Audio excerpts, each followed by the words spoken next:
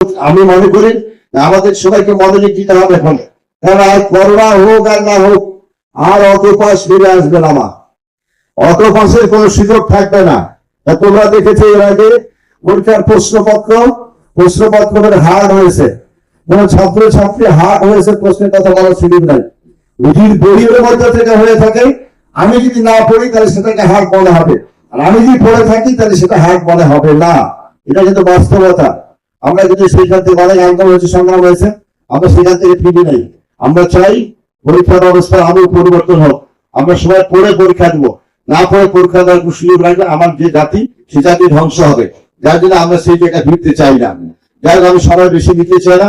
আমাদের সবাই দায়িত্ব, আমাদের গার্জিয়ানদের দায়িত্ব হচ্ছে তার সন্তানদের লেখাপড়া থেকে যেন ঠিক জায়গায় শেষ করাইতে পারি, এবং আমাদের শিক্ষকদের দায়িত্ব হচ্ছে আমরা যেন আমাদের সন্তানদেরকে ভালো করে পড়ালেখা করাইতে পারি। এই জন্য আন্তরিক ভাবে শুধু মাস দিয়ে বেতন পাবো, সেই সুযোগটা কিন্তু আস্তে আস্তে বন্ধ হয়ে যাবে। যার জন্য ওই জায়গায় আর থাকতে পারবেন না আপনারা। আমার ছাত্ররা, ছাত্রছাত্রীরা, তাদেরকে চিন্তা করতে হবে, আমাদেরকে ভালো করে লেখাপড়া করতে হবে, পিতা মাতার সুনাম সম্মান রক্ষা করতে হবে।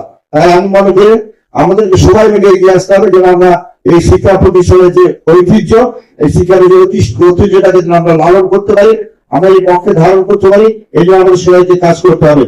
যাই হোক, আমি বক্তব্য দিব না করে আজকে আমরা আপনাদের যে ল্যাব, আইসিটি ল্যাব উদ্বোধন করলাম, আমি নিঃসন্দেহে আন্তরিকতার সঙ্গে উদ্বোধন করেছি, এবং আমি দোয়া করি এই স্কুলটা যেন সব দিক থেকে আবার আগামী দিনে একটা ভালো একটা প্রতিষ্ঠানে রূপান্তরিত হতে পারে।